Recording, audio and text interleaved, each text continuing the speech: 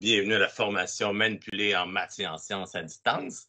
C'est une formation qui a été demandée dans les dernières formations. On a développé tout ça. Vous allez voir, pas mal content du résultat. On a développé ça avec Martine, avec Nathalie puis Stéphane.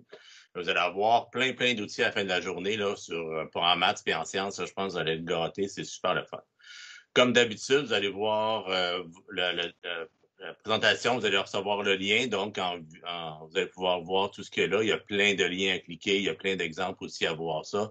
Fait que libre à vous aussi de le réutiliser dans votre école pour des présentations. C'est là pour ça. C'est comme un buffet de diapos. Vous pouvez même faire une copie dans votre drive, enlever les diapos que vous ne voulez pas, puis vous en servir à votre guise.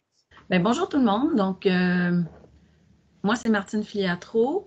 Et puis, à la demande de Patrick et Mélissa, nous sommes là pour vous parler du matériel de manipulation en mathématiques à distance. Alors, je suis conseillère pédagogique de maths du primaire et ma collègue va vous parler tout à l'heure, Nathalie Sarrazin. Alors, comme il a dit, un buffet, mais on ne veut pas que vous fassiez d'indigestion. Donc, vous prendrez ce qui vous convient à travers ça. Évidemment, on va parler du matériel aussi en présence parce qu'on va faire des liens avec en présence et à distance. Si vous avez des questions, on va avoir une petite période à la fin, mais si c'est pour clarifier quelque chose en cours de route, n'hésitez pas, là, nos collègues vont nous interrompre là, au besoin. Donc, le matériel de manipulation, nos intentions aujourd'hui, c'est de vous présenter des ressources pour deux buts, si on veut. Donc, rendre les élèves actifs intellectuellement dans leurs apprentissages à l'aide du matériel, donc qu'il soit concret ou semi-concret, et des ressources aussi vous permettant à vous de modéliser des concepts et processus à l'aide du matériel. Donc, le matériel, on sait que ça favorise le développement de stratégies, développer du sens, comme notre petit cube qui vaut une unité, notre barre qui vaut une dizaine, notre plaque qui vaut une centaine, puis les relations entre ces différents objets. Puis, pour nous, c'est évident, mais pour des tout petits, c'est un bâton, puis c'est une assiette, puis c'est un petit dé pour jouer. Donc, il faut vraiment expliciter là, nos intentions par rapport au matériel. Ça va aider aussi les élèves à se faire des images mentales. Donc, ça va les aider. À un moment donné, ils en auront peut-être moins besoin parce qu'ils vont avoir une représentation du matériel et ça va développer leur raisonnement mathématique, donc qui est un petit peu la base là, en mathématiques, donc fait partie de la compétence 2. Puis, évidemment, pour résoudre, bien, ça nous prend aussi du raisonnement, la compétence 1. On va écouter une petite courte vidéo de 40 quelques secondes. C'est un spécialiste français qui explique un petit peu la place du numérique dans la manipulation. Donc, pour placer un petit peu, là, puis ensuite, on va vous le situer plus clairement à l'aide d'un genre de schéma. Alors là, c'est là qu'on va voir si ça fonctionne. J'espère bien.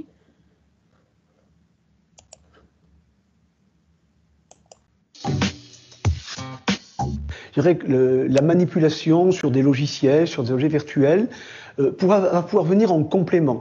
Mais elle ne peut venir qu'en complément, parce que c'est déjà un passage à une représentation.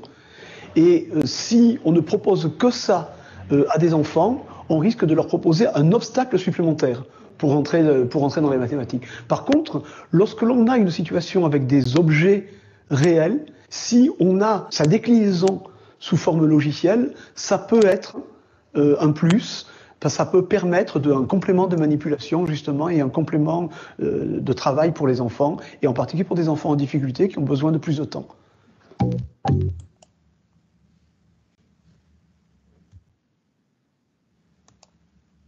Donc, j'espère qu'il y avait du son, Patrick. Oui, il y a du son. Phew! Très Alors, bien.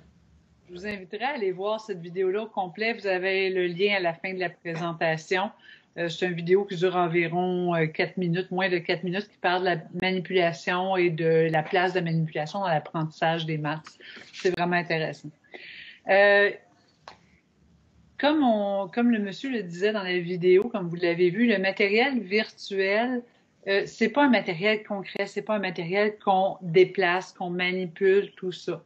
Donc, ça peut pas venir prendre la place du petit cube, de prendre la place des cadres à 10 avec les jetons. Ça prend pas cette place-là. Sauf que ça a son rôle. Et là, c'est de voir comment on intègre ça. Donc, premièrement, quand un élève développe un concept, il y a comme 3 phases à travers lesquelles il doit passer. Première phase, c'est la phase concrète, où il va être dans le matériel. Donc, les doigts, les jetons, matériel base 10, l'argent. Donc, il y a quelque chose vraiment à manipuler. C'est un besoin qu'ont les élèves. Et sur cette manipulation-là, ils vont appuyer leur raisonnement. C'est là-dessus, tranquillement, qu'ils vont pouvoir construire les concepts, les processus, les stratégies également. Quand l'élève a bien manipulé, en passant dans le parti concret, l'élève a besoin de toucher, donc le matériel virtuel ne se retrouve pas là. Sauf que si on est à distance, l'élève qui est à la maison, par exemple, pourrait avoir du matériel et moi, comme enseignant, je peux utiliser le matériel virtuel pour modéliser son utilisation. Ce qui va permettre à ce moment-là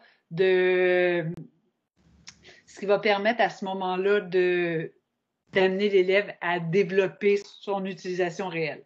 Dans un deuxième temps, quand l'élève est prêt, c'est pas tous les élèves qui sont prêts en même temps non plus, on va passer tranquillement au semi-concret. C'est là qu'on va amener les élèves à dessiner. Mais si on commence par le dessin, on commence un peu trop vite. Alors, il faut vraiment, quand on passe au dessin, au schéma, et c'est là qu'on va utiliser le matériel virtuel. On va vous en présenter tout à l'heure.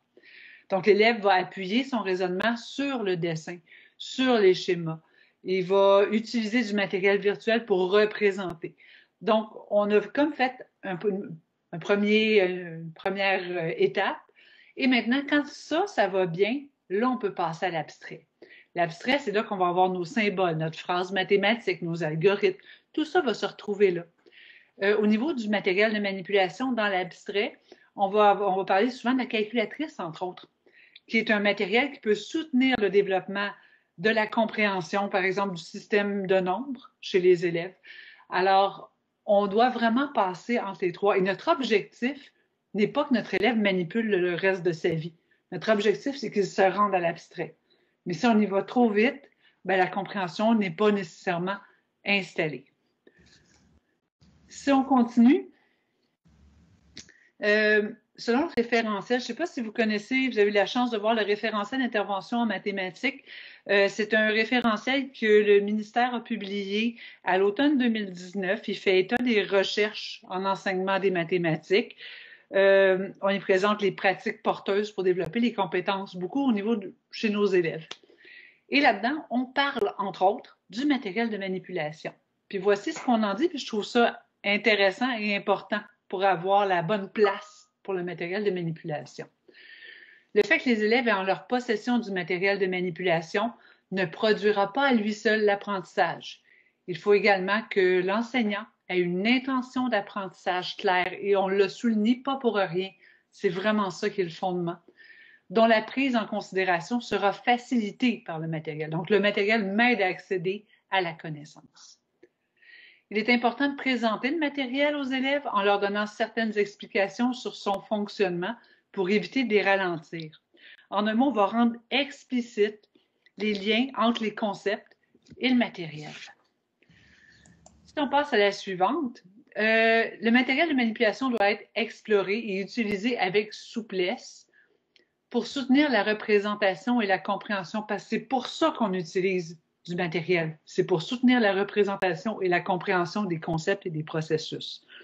Attention, ce que ça dit, là, le mot souplesse beaucoup, c'est qu'on n'enseigne pas le matériel. On enseigne un concept et le matériel n'est qu'un soutien à ce développement-là.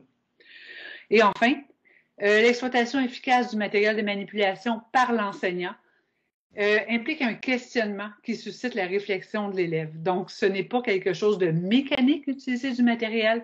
Il faut questionner l'élève, il faut l'amener lui-même éventuellement à se questionner, à se dire pourquoi il fait les choses.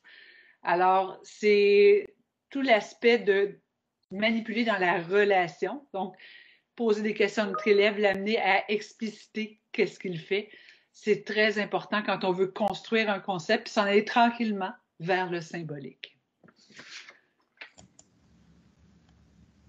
C'est bon? Alors, on vient de parler d'intention pédagogique. Alors, on vous a fait un petit schéma sur la planification. Évidemment, notre intention, c'est qu'est-ce que je veux que mes élèves apprennent. Puis, la planification, mais ça va être comment je vais m'y prendre pour qu'ils apprennent ce que j'ai fixé, la cible que j'ai fixée, puis que je leur ai montré, puis que j'essaie de ne pas la bouger. Et dans ma séquence, donc, je vais avoir notamment le matériel. Évidemment, on n'a pas tout mis ici, mais on a mis qu'on peut avoir 3 possibilités. Donc, les élèves ont accès au matériel concret. Donc, ça, c'est dans l'idéal. On est en classe où l'élève a ça chez lui. La deuxième possibilité, mes élèves peuvent le créer, donc du matériel à la maison ou à imprimer. On va le voir un petit peu plus loin, là, des ressources pour ça. Mais je peux donner un exemple. À la maison, on peut prendre des macaronis pour symboliser des unités, puis faire des paquets de 10 dans des petits ziplocs, puis ensuite 10 petits paquets de 10 dans un plus grand ziploc qui fait ma centaine. Donc, il y a une possibilité d'avoir du matériel ou des objets quelconques au Dollarama, là, des jetons de bingo. Et sinon, la troisième possibilité, c'est que mes élèves ils ont déjà eu l'occasion de manipuler concrètement parce qu'on sait que ce qui passe par le tactile, le kinesthésique, bien, ça va aider dans le cerveau. C'est-à-dire ça va aider les apprentissages, ça va concrétiser, puis on va avoir une mémoire de ça. Comme j'ai parlé un petit peu au début, l'image mentale, c'est qu'on va avoir une représentation. Alors ça, c'est démontré, là. Donc, compter sur ses doigts, c'est bon. C'est sûr qu'on ne va pas toujours être obligé de recommencer à 1, là. Donc, il y a une progression qui s'installe. Mais même, par exemple, quand on calcule les exposants, parfois, on va compter où je suis rendue dans mes exposants. Exemple, 2 à la 1, 2 à la 2, 2 à la 3 pour savoir où je suis rendue. Donc, ça peut être même pour nous utile. Donc, je disais que si l'élève a déjà manipulé concrètement, puis qu'il est prêt à passer à une autre représentation qui va être semi-concrète, bien, c'est là que le matériel virtuel va pouvoir être exploité et on va voir qu'on a beaucoup d'outils là, intéressants. Il y en a plus intéressants que d'autres, mais manipuler une souris, c'est pas comme manipuler les objets comme tels. Juste bon, avant. Ici, on a... Oui? Il y avait juste une question tantôt dans le chat que j'ai vue Oui. qui demandait un exemple pour manipuler, d'enseigner le... Excusez-moi, je l'ai perdu. D'enseigner le... Quelqu'un, je viens de fermer mon chat. Le matériel. Enseigner le matériel, exactement. Je donne un exemple. C'est souvent dans la verbalisation de l'enfant qu'on va l'entendre. C'est l'enfant qui ne donne pas de sens à ce qu'il fait. Il sait qu'il y a du matériel base 10, puis là, s'il n'y en a pas assez, je prends la barre, puis là, je la mets de côté, puis je prends des jetons à place, puis je mets ça là. Puis là, après ça, il faut que je le place de cette façon-là. Puis l'élève, c'est ça qu'il va nous dire. Il comprend la mécanique de faire la chose, mais il n'est pas capable de nous expliquer pourquoi il fait la chose. Donc, c'est là qu'on parle d'enseignement. L'enseignement, c'est souvent aussi l'élève qui l'apprend comme ça, mais qui le verbalise comme ça. Mais il faut faire attention de toujours créer des liens quand on dit à un élève de faire telle chose avec son matériel de manipulation. Donc, j'ai une dizaine, je veux enlever 3 dizaines, j'en ai juste une. Est-ce que je suis capable d'enlever une dizaine? Non. Donc, qu'est-ce que je pourrais faire? Et là, c'est vraiment être dans la compréhension du concept plus que dans la mécanique de ce que je fais. C'est simplement ça. Je te laisse poursuivre, Martine. Merci. Alors ici, on vous a un petit peu répertorié. C'est pas exhaustif, là. Puis vous pourrez le regarder à tête reposée. Là, on se rend compte que c'est quand même chargé. On est allé surtout sur le sens du nombre, là, dans notre PDA, notre progression des apprentissages. Et on voulait faire ressortir le fait que le type de matériel peut représenter des groupements apparents et accessibles, donc pour les tout-petits. Ensuite, plus on va progresser dans le primaire, on va aller vers le apparent non accessible et finalement non apparent, non accessible. Alors, en gros, apparent, c'est qu'on voit, par exemple, nos doigts, on voit les unités, on voit ici qu'on a 10 doigts, accessible dans le sens que je peux en replier pour en enlever. Et même chose avec nos jetons, nos cadres à 10, les cubes emboîtables, dessins de jetons, les macaronis, le Rick and Wreck. En fait, c'est que chaque petite bille ici représente une unité. Donc, on les voit et on peut les bouger. Même chose avec nos petits cadres à 10 ou boîtes de 10 selon comment vous les appelez. Quand on passe à un autre niveau, c'est encore apparent, mais non accessible dans le sens que je ne pourrais pas les séparer. Donc, contrairement aux petits cubes emboîtables où est-ce que je pourrais les séparer, donc c'est accessible, bien, mes blocs ici dans la dizaine, à moins de faire un échange pour 10 cubes unités, bien, je ne peux pas, je n'ai pas accès.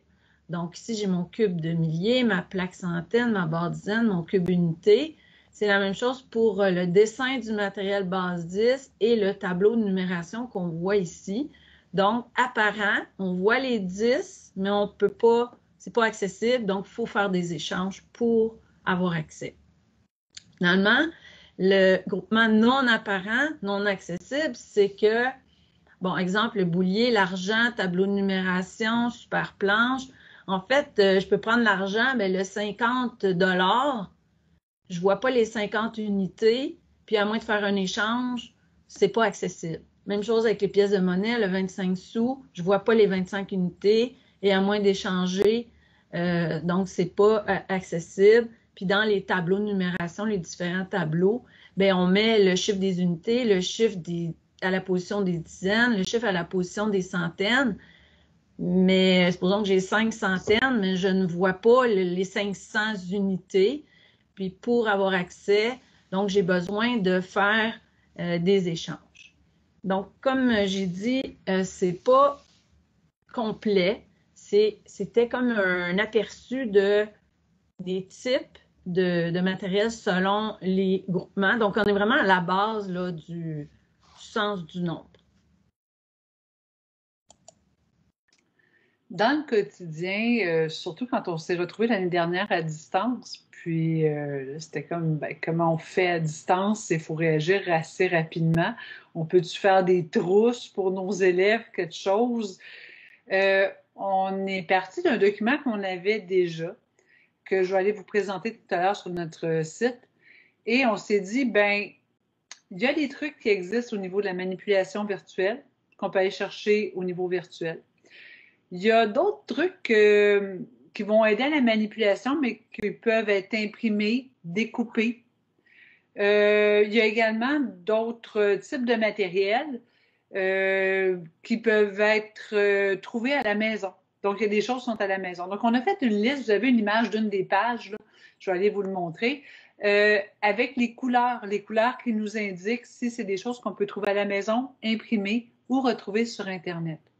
À travers tout ça, ce que j'aimerais qu'on garde en tête, c'est de jamais oublier que le matériel n'est pas un objet d'apprentissage, mais c'est un outil pour permettre l'accès au concept et au processus pour le développement de la compétence. Donc, je vais juste prendre le contrôle de l'écran je vais juste présenter afin de vous d'aller sur le... Oups, ici, c'est parfait. C'est juste une fenêtre qui est présentée. Donc, quand je suis sur le bureau virtuel, dans les ressources de nos CP, est-ce que vous voyez, est-ce que ça va présentement? Je veux juste savoir. Oui, on voit bien. Oui. Parfait. Donc, je m'en vais dans mathématiques primaires, dans les ressources de nos CP. Et c'est lent ce matin. Excusez-moi, c'est... Bon. Dénominateur commun. Accéder au site. Je ne sais pas si vous connaissez le dénominateur commun. C'est notre site d'information puis de ressources sur l'enseignement des mathématiques au primaire. Alors, dans le matériel de manipulation, il y a un onglet qui s'appelle matériel de manipulation. Vous avez plein de choses, mais si on descend un peu, donc quand je descends, pourquoi utiliser du matériel, c'est quoi les types de groupements, suggestion de matériel. Vous avez ici la liste que je viens de vous montrer, mais complète. Donc, vous n'avez qu'à cliquer ici, puis vous allez l'avoir, vous pourrez l'imprimer si vous désirez. Et quand je vous parlais qu'il y avait des... je vais juste l'agrandir, ça va vous permettre de la voir rapidement, là. Donc, quand on parlait également qu'il y avait du matériel à imprimer, donc vous voyez ici, là, vous avez tout, puis c'est indiqué pour quel cycle principalement. Suggestion de quantité pour les élèves, donc combien de dés on devrait avoir. On peut demander combien de matériel base 10, etc., selon l'âge des élèves. Donc, vous avez toujours une idée approximative de la quantité. Si je reviens ici, juste en dessous, télécharger les outils imprimables. C'est un format zip dans lequel vous allez avoir plusieurs dossiers pour vous permettre de retrouver tout ce qu'il y a dans le document. Donc, quand on vous parle de grille de nombre, de cadre à 10, peu importe de quoi on vous parle dans le document, vous en avez, vous pouvez imprimer, découper, tout est là en PDF. Donc, c'est une ressource. Ici, vous avez vraiment la ressource de base qu'on avait au départ, mais c'était fait vraiment pour la classe. Alors qu'ici, notre idée était d'amener une façon de concocter des trousses individuelles pour les élèves. Donc, c'est tombé à distance pour qu'ils puissent amener ça avec eux. Je reviens donc à la présentation. Martine, OK. Donc, Martine, est-ce que tu veux que je présente? Ou tu le reprends? Est-ce que tu avais terminé pour ta diapo? Oui. D'accord. Alors, j'essaie de faire ça. Voilà. Vous me dites si ça fonctionne, s'il vous plaît. C'est beau, Nathalie? Oui. Bon, ben, je poursuis. J'ai pas compris? Oui. C'est bon. Bon, maintenant, on entre dans des ressources en ligne, donc des applications. Et là, si vous êtes comme moi, vous dites « Ah non, c'est en anglais, Math Learning Center ». En fait, oui, mais on a trouvé une façon de l'utiliser complètement en français, c'est-à-dire que avec Google Translate, automatiquement, le site devient en français et même à l'intérieur des applications. Alors, l'avantage avec cet outil-là, c'est qu'on peut partager avec les élèves des activités à l'aide d'un lien. Donc, soit si vous utilisez Classroom, je connais moins Dojo, mais par Classroom, on a fait des tests. Donc, je prépare une activité, je l'envoie à l'élève, l'élève fait l'activité et peut me repartager le lien et je vois ce qu'il a réalisé. Donc, je peux voir qu'est-ce qu'il comprend, puis donc je vais pouvoir l'accompagner, donner de la rétroaction et tout ça. Et ces applications-là, on peut les utiliser soit en ligne ou on les télécharge. Donc, par exemple, des cadres à 10, matériel base 10, le Rec and Rec qui était un boulier avec des unités, fractions, blocs mosaïques, géoplan, et il y en a d'autres. Donc, le lien, vous l'aurez ici. Et ici, c'est juste un extrait d'image du site. Il y a une dizaine d'applications. Et nous, on prend ouvrir l'application web. Donc, on commence avec ça. Et là, on vous a préparé deux courtes capsules. Une première d'à peu près 4 minutes qui montre là, comment un petit peu ça fonctionne. Puis la deuxième, c'est 2 minutes. Nathalie, elle montre là, comment on peut le faire, le donner à l'élève et lui le complète et le retourne. Alors là, je partirai ça. Puis s'il y a un problème de son, juste me faire signe là, pour pas attendre là, à la fin.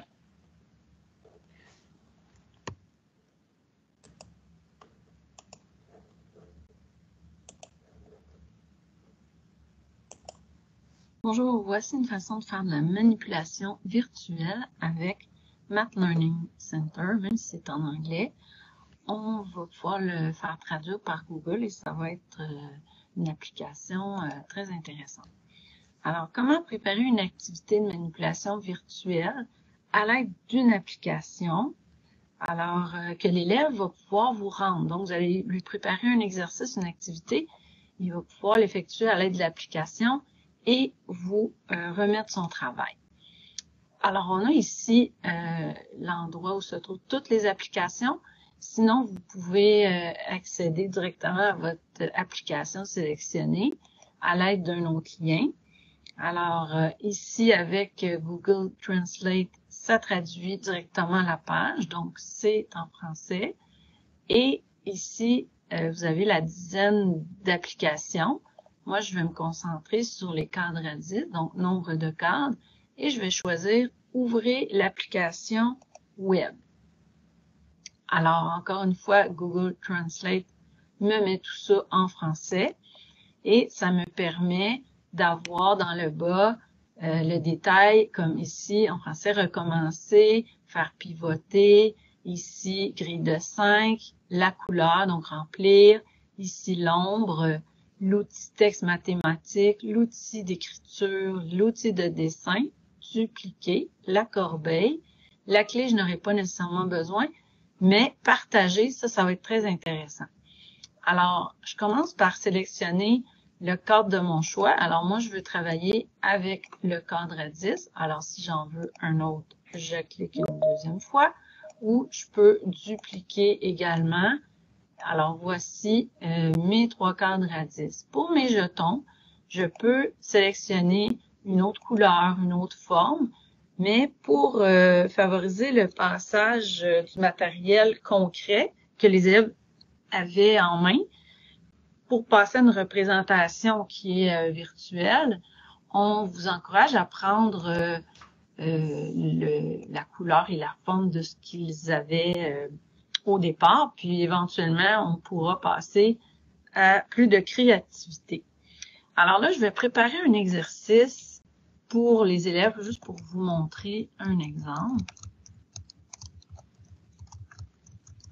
Donc, représente le nombre 12 à l'aide de jetons et de boîtes de 10. Et je peux choisir la couleur de mon texte. Alors, je le déplace et je peux structurer ça un petit peu. Et remarquez que j'en ai mis 3 pour pas nécessairement induire que ça prend 2 boîtes. Et là, j'irai partager cet exercice-là à mes élèves. Donc, en cliquant sur la petite boîte avec la flèche qui sort, j'ai des choix. Moi, je vais partager le lien. Donc, je copie ce lien et j'utilise soit Classroom ou une autre plateforme où est-ce que je vais créer un devoir pour mes élèves et je vais aller mettre ce lien ici pour l'exercice. Alors, l'élève pourra y accéder en cliquant dessus, il pourra le réaliser et le remettre à l'enseignant, donc à l'intérieur de mon Classroom, ça pourrait être Classe Dojo, Moodle, donc ce que vous utilisez. Et par exemple, ici, j'ai un élève qui m'a remis son travail et puis je pourrais le commenter également. Il y aura une autre capsule qui expliquera comment accéder aux devoirs dans Classroom et comment le rendre. Alors voilà, bonne exploration. Pendant que Martine parle l'autre, c'est moi qui ai joué à l'élève, comme vous avez vu. La deuxième capsule permet carrément vous pourriez prendre cette capsule-là, l'envoyer aux parents ou l'envoyer à l'élève pour qu'il l'écoute pour voir comment faire. J'espère que le son suit, sinon faites-moi signe s'il vous plaît. Parfait. Bonjour. Aujourd'hui, nous allons voir comment faire un devoir de manipulation virtuelle en mathématiques et le rendre à ton enseignant grâce à Classroom. Sur ton Classroom, rends-toi dans la section « Travaux et devoirs ». Ouvre le devoir, puis clique sur le lien « Afficher le devoir ». Finalement, clique sur le lien qui te mènera à l'activité à faire.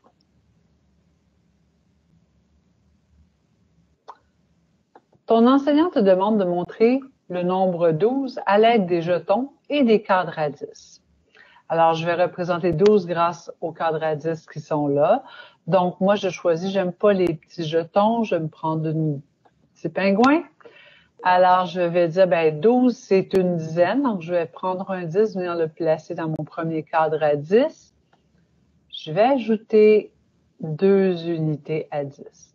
Donc, j'ai 12 pingouins, un paquet de 10, 2 unités. J'ai bien fait mon devoir. J'ai maintenant terminé. Pour rendre le devoir à mon enseignant, je dois cliquer sur « Partager » et copier le lien. Je retourne dans Classroom. Je vais aller dans la section « Votre devoir » à droite de l'écran. Je vais faire « Ajouter ou créer ». Je choisis un lien. Je viens coller mon lien et je l'ajoute. Ainsi, le lien vers mon devoir sera ajouté automatiquement. Il ne me reste plus qu'à rendre mon devoir. Alors, rendre le devoir. Voilà, ton enseignant a maintenant reçu ton travail.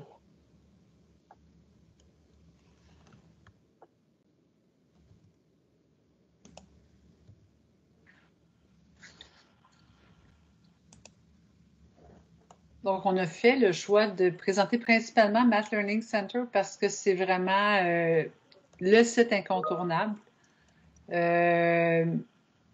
Moi, Martine, je ne sais pas si tu voulais ajouter quelque chose sur le Math Learning Center. Ça vous donne quand même une idée, puis vous avez accès aux capsules. Ça va, écoute, j'essayais de voir le clavardage, mais je vais regarder ça après parce que je suis vraiment... ça va trop vite pour moi. Puis j'ai vu que quelqu'un parlait des digiblocs. Oui, on aurait pu les mettre, mais comme ça coûte 500 $, on les avait pas incluses dans le beau tableau, mais c'était du apparent accessible. Donc voilà, je reviendrai tantôt sur les autres commentaires.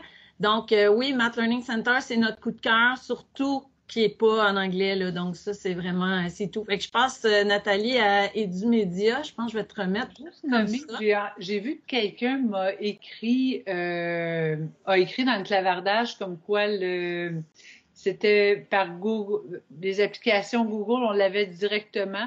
Je vous avoue que je n'ai jamais passé par là, mais c'est possible. Puis si c'est le cas, ben c'est peut-être une belle idée. Et surtout, oui. Gênez-vous pas, il y en a qui partagent des ressources. Vous êtes comme en réseau, c'est excellent. Nous, on ne peut pas prétendre tout connaître, là. Hein? On est vraiment... on y va avec ce qu'on a et ce qu'on connaît, puis on est une petite équipe, mais gênez-vous pas de partager. Là, j'ai vu, il y en a qui ont déjà mis des choses sur le Centre de services de Montréal. Juste alors, l'enseignant, lorsqu'il reçoit le lien qui vient de Math Learning Center, est-ce qu'il voit la démarche de l'élève ou il voit seulement le résultat final? Il voit seulement le résultat final. Okay. Edumédia peut voir la démarche. Je vais vous le montrer. Il peut se filmer, mais ça va être plus avec Edumédia. Edumédia, c'est un abonnement qu'on a de la commission scolaire. Les forces d'Edumédia, vous le connaissez peut-être, c'est lié à Classroom, c'est classé par objectif d'apprentissage. Ça permet l'enregistrement vidéo de l'enseignant, donc pour que l'enseignant se filme pour donner des consignes à un élève, autant que l'élève peut s'enregistrer en train de faire l'activité, et à ce moment-là, ça retombe dans le dossier de l'enseignant. Je ne vous présenterai pas ce côté-là tant que ça. J'ai des capsules. Alors, on a fait des capsules. Premièrement, on a une capsule d'introduction à Edumédia. On a également une capsule sur comment faire un travail, envoyer un travail à un élève, tout ça via Edumédia. Et une dernière capsule qui est une capsule que j'avais faite pour donner un travail, là, qui explique un travail simplement. Alors, on va essayer de vous rendre tout ça disponible. Patrick a déjà les liens. Maintenant, Edumédia, il y a des... Je trouve que les applications sont de niveau variable. Il y en a des super, il y en a des moyennes, il y en a des pas très utiles, il y en a que c'est vraiment de l'application. On n'est pas toujours en manipulation. Mais il y a des choses intéressantes, c'est à explorer. On en a mis quelques-unes dans le PowerPoint qu'on trouvait quand même intéressantes. J'aimerais aller vous montrer quand même Edumédia, comment y aller, puis un petit exemple de type d'activité que je trouve fort pertinente avec Edumédia. Donc, si je partage mon écran, bon, tantôt j'étais là, c'est pas là que je vais revenir à mon bureau virtuel, je devrais être correct ici. Si je descends un petit peu plus bas, je suis toujours dans ressources, là. Je descends un peu plus bas dans ressources numériques centralisées, Edumédia. Excusez, ça ne sera pas long. Alors, Edumédia, c'est ça. C'est des maths, c'est des sciences, techno, univers social. Il y a vraiment des applications pour plein de domaines, primaire, secondaire et même un peu de cégep. Donc, c'est à explorer vraiment. Dans mon cas, je vais juste aller avec le code classe. Donc, je me suis fait, j'ai mon compte, je me suis fait un code classe. Et mon code classe que je peux donner à mes élèves pour qu'ils aillent au même endroit que moi, DZDNK. Pas très joli comme code, mais bon, c'est ça. Et ça m'amène directement à mes favoris. Donc, c'est ça qui est bien.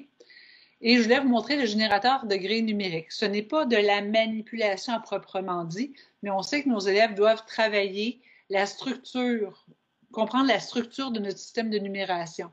Donc, tout ce qui est travaillé sur des grilles, on va le favoriser énormément à tous les cycles de différentes façons. Les questions qu'on va poser vont être différentes. Mais bon, ici, on a un générateur de grilles, puis je le présente souvent à RAI Math au premier cycle et il est très apprécié des enseignants. Donc, je vous donne par exemple, disons que je veux faire un tableau avec 10 colonnes. Je peux ajuster mes lignes, je peux aller jusqu'à 10 lignes. Je peux avoir mon origine à 0, à 1 ou à, disons, 20 ou 15. Ou je peux jouer. Je peux aller dans le fond jusqu'à 100 pour mon origine. Maintenant, je peux compter par bond de 1. Je pourrais mettre un tableau par bond de 2, par exemple, avec seulement 5 colonnes. Je pourrais travailler comme ça. Mais ce qui est vraiment intéressant, bon, les multiples, on peut les mettre en couleur. On peut venir, en cliquant, enlever un nombre. Mais ce qui est le fun, c'est qu'on peut enlever du remplissage et parler de la relation entre les nombres. Donc, par exemple, je veux mettre le nombre 12, à quel endroit je le mettrais et pourquoi. Donc, amener nos élèves à justifier. Donc, ça, c'est vraiment intéressant. En passant, on peut le faire en comptage à rebours aussi. Moi, ce que j'ai fait comme activité avec ça, que j'aimais beaucoup, j'ai pris simplement une capture d'écran. Quand ma grille a été comme je la voulais pour travailler en classe, j'ai pris une capture d'écran et je suis venue sur mon Jamboard. Je l'ai mis en définition d'arrière-plan, carrément.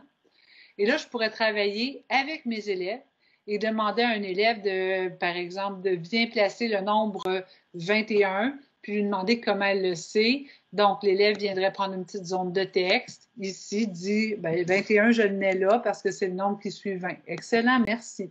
Et là, on pourrait avoir des discussions avec nos élèves. On pourrait également, par exemple, au 3e cycle, aller voir les nombres, je ne sais pas, on travaille avec les critères de divisibilité. Quels sont les nombres qui sont divisibles par 4? Et là, on peut les observer comment ça fonctionne, qu'est-ce qu'on peut regarder comme régularité à travers ça. Alors, c'est des choses qu'on peut faire avec ce générateur de grilles-là que moi, j'aime beaucoup, qui n'est pas, comme je vous dis, de la manipulation, mais qui soutient quand même le raisonnement. Dès le premier cycle, en passant, on pourrait faire des opérations. Donc, j'ai 32 plus 5, donc je suis à 30 et je dois faire 5 pas. J'avance de 5. 1, 2, 3, 4, 5. Où est-ce que je me retrouve? Ah, je me retrouve à 37. Alors, on a toujours les crayons point, je ne sais pas si on pourrait l'entourer à ce moment-là, mon 37. Alors, il y a possibilité de faire des choses intéressantes en liant le Jamboard avec ce générateur de grilles-là, entre autres. Puis je pense que c'est pour tous les niveaux. Je reviens donc, générateur de grilles, on a pas mal fait le tour de ça. Je vous montre en même temps d'autres ressources que je trouvais intéressantes. Vous avez le lien à la page suivante dans la présentation que vous ne voyez pas présentement, qu'on va vous montrer dans une minute, mais je vous montre quand même 2 des liens qu'on a mis. Il y a FET Simulation. FET, c'est fait par l'Université du Colorado, l'Université au Colorado. Et ce sont toutes des applications maths-sciences. Et nous autres, on aimait beaucoup la modélisation de la multiplication par les aires. Donc, au lieu de rentrer rapidement dans l'algorithme ou de faire de l'addition répétée, on avait une représentation de la multiplication. Donc, dès 4e année, voir comment ça se construit. Et on utilise le matériel base 10 ici pour trouver nos résultats. Donc, c'est ce qu'on appelle multiplication par les aires ou multiplication géométrique. Vous pouvez télécharger, vous pourrez aller fouiller là-dessus. si c'est quelque chose que vous travaillez avec vos élèves, le sens de la multiplication, avec un visuel minimalement, mais l'élève peut le travailler aussi à sa place avec du matériel base 10, sa multiplication, en même temps. L'autre site que j'avais noté, ben, c'était Minecraft. Minecraft Éducation nous permet de travailler en 3 dimensions, permet de travailler le sens spatial, permet de travailler, j'ai monté un type situation, problème, 3e cycle avec Minecraft dernièrement pour le récit, justement. Il y a moyen de faire des créations avec Minecraft où on va aller chercher les connaissances mathématiques de l'élève. Donc, on va pouvoir parler par exemple, une construction avec son périmètre, on va parler de l'air d'une face, ou bon, on peut faire plein de choses, on peut faire du dallage, on peut faire, il y a vraiment plein d'idées. Et ça, ici, je vous ai mis des liens vers 2 formations offertes par le récit. Donc, ce sont des formations en ligne. C'est un univers ludique, Minecraft, mais c'est un univers qui force vraiment l'élève à réfléchir et à planifier. Donc, on travaille beaucoup la planification quand on le lit avec des concepts mathématiques. Donc, je vais revenir à notre présentation, dans le fond. Je peux partager moi aussi. Alors, je vous partage ça. Nathalie, pendant que tu partages, oui. Je ne suis pas sûre, peut-être que tu l'as dit, mais comme ça fait plusieurs fois qu'on le pratique, dans Edumédia, est-ce que tu as dit que si les gens ils se connectent, ils se font un compte, ils vont avoir accès à plus de choses que si... Oui. Parce qu'il y a quelqu'un qui demandait s'il pouvait utiliser ton code DZNK, je ne sais pas trop, là. Si vous utilisez mon code, ben vous rentrez dans mes affaires à moi. Ça me fait plaisir. Vous avez le droit de venir. Je suis heureuse de vous accepter. La seule chose, c'est que vous êtes bien mieux de vous créer un espace prof. Et ça, je l'explique dans la capsule d'introduction. Donc, on se crée simplement un espace prof et on n'a pas à créer de compte pour nos élèves. C'est vraiment nous autres et on invite nos élèves à venir dans notre compte. Alors, tout ça est bien expliqué quand même dans la capsule, je pense, j'espère. Puis, dans le fond, c'est vraiment essentiel. Créez-le, votre espace prof. Ça prend 1 minute. Juste, attendez, je vais vous le montrer rapido parce que tant qu'à faire, tant qu'à y être. Il est où mon... OK. Quand vous venez ici, là, vous avez CS de Laval parce qu'il ne faut pas rentrer par Internet direct. Il faut vraiment passer par le bureau virtuel parce que vous n'aurez pas accès à la commission, au centre de services scolaires, à l'abonnement. C'est ça, il va vous interrompre pour dire abonnez-vous, abonnez-vous. Donc, vous êtes mieux tout de suite d'entrer par le BV. Il faut rentrer par là. Et la même chose pour les élèves. C'est pour ça que on va donner le code, on va passer par là. Donc, sinon, vous allez vous faire interrompre. Mon espace prof, il est ici.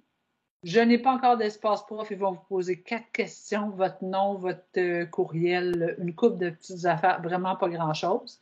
Et quand vous l'avez, votre espace prof, ben vous avez l'avantage à ce moment-là juste de venir vous connecter. Vous voyez? Et là, automatiquement, si vous regardez ici, là, vous avez vos dossiers. Donc, dans mes dossiers, moi, j'ai 3 dossiers. Celui que j'ai parlé tantôt, c'était mes favoris avec le code. Mais chaque dossier va avoir son code différent. Et quand je m'enregistre, puis je me fais des captures vidéo, ben, ils sont ici, mes captures vidéo. Je peux aller les visionner. Je peux les partager. Je peux les mettre en favoris. Alors, il y a quand même une belle panoplie de choses. Moi, je vous invite vraiment à aller voir les petites capsules. Je pense que ça va vous donner une bonne idée de ce que peut amener Edumédia. Puis ça peut être un plus dans votre quotidien en mathématiques.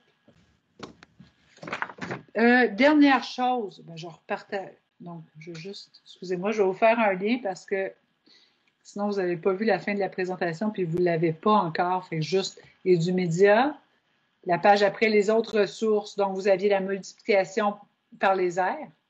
Vous aviez Minecraft, 2 liens pour Minecraft. Donc, ce sont les 2 du récit MST. Puis, il y a aussi juste un petit bac, là, Nathalie, excuse. Oui.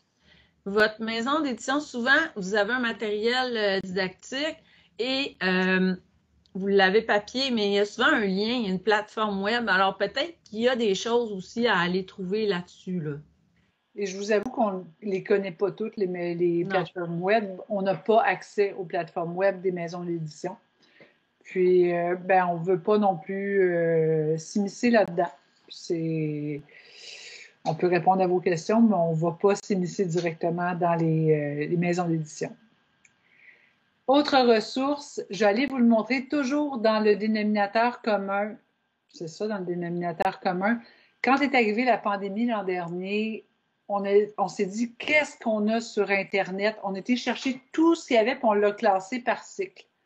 Donc, on est allé chercher des vidéos explicatives, la manipulation virtuelle, des sites de manipulation virtuelle, des sites où il y a des exercices en ligne avec contrôle de l'enseignant du type NetMaths. On a des activités en ligne aussi, des logiciels qu'on peut télécharger ou des logiciels qui sont plus type logiciel. On a des applications pour iPad, on a des banques de résolution de problèmes puis des répertoires d'activités. Donc, vous voyez, il y a quand même beaucoup de choses qu'on a réussi à aller chercher. Et ça, autant du côté premier cycle, deuxième cycle, troisième cycle.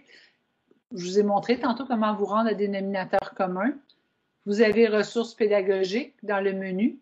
Et là, vous avez les 3 cycles. Et c'est un menu déroulant, cliquable. Je vous avoue qu'il y a vraiment beaucoup de ressources qu'on peut transmettre à nos élèves quand on se retrouve à distance. Puis même en classe, hein, c'est pas méchant nécessairement d'avoir une petite capsule vidéo. Ça change un petit peu le quotidien. Alors, les sources de la présentation, cahier pédagogique, la manipulation, oui ou non, vous en pensez quoi? Je vous conseille de prendre les 5 minutes nécessaires pour l'écouter au complet. C'est vraiment, moi je l'ai beaucoup aimé. Bon. Compter sur les doigts, une étape nécessaire, ça vient de la recherche de Fayolle. Fayolle est vraiment dans la construction du nombre chez l'enfant, puis l'importance du doigt, l'importance de l'utilisation du corps dans l'apprentissage du nombre. Il va aller beaucoup dans ce sens-là, puis il y a beaucoup d'autres chercheurs qui travaillent dans ce sens-là aussi. Progression des apprentissages et le référentiel d'intervention que vous trouvez également sur notre site Internet. À la page d'accueil, on l'a déposé là, le référentiel d'intervention en mathématiques. Si vous avez des questions, là, on va prendre quelques minutes pour répondre à vos questions, mais gênez-vous pas, vous pouvez nous écrire. On est en télétravail, c'est certain que vous ne pouvez pas nous appeler, mais vous pouvez nous écrire, puis on peut donner une petite rencontre Teams assez facilement. Alors, Nathalie Sarrazin, Martine Filiatro.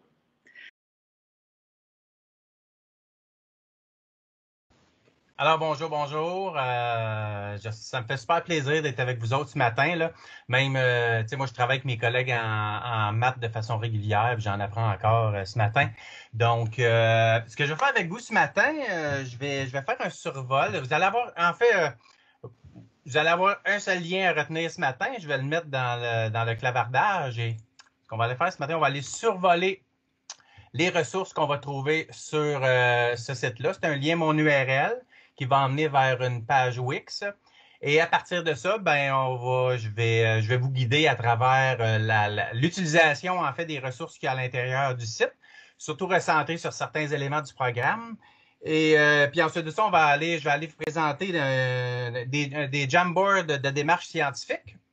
Et on va vivre une petite démarche scientifique ensemble. Donc là, je vous invite, moi ce que je vais faire, je vais partager mon écran ce matin pour visiter le site.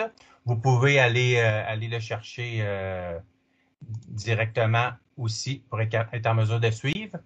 Ce que je vais faire avec le site, je vais... là, j'ai perdu le fil de discussion. Bon, OK, c'est bon. Ce que je vais faire avec le site, je vais le survoler avec vous pour qu'on puisse vous amener à identifier les éléments principaux. On va regarder quelques ressources, puis ensuite de ça, on va aller en profondeur un petit peu à l'intérieur. Donc, vous avez ici le site Enseigner la science technologie primaire. C'est un site que j'ai monté avec le temps dans le cadre de mon travail comme conseiller pédagogique. Et essentiellement, ça vise à accompagner les enseignants pour se faire une tête sur l'enseignement de la science et technologie au primaire. Donc, on peut naviguer par deux manières. Ici, on a les différents onglets sur le haut et on a aussi plus des intentions pédagogiques sur le bas. Donc, ce que je vais faire, on va aller survoler les différents onglets et pour préciser des éléments du programme et pour les ressources. Donc, un des premiers éléments, c'est connaître notre programme de formation. Donc, on a l'onglet « Programme » ici.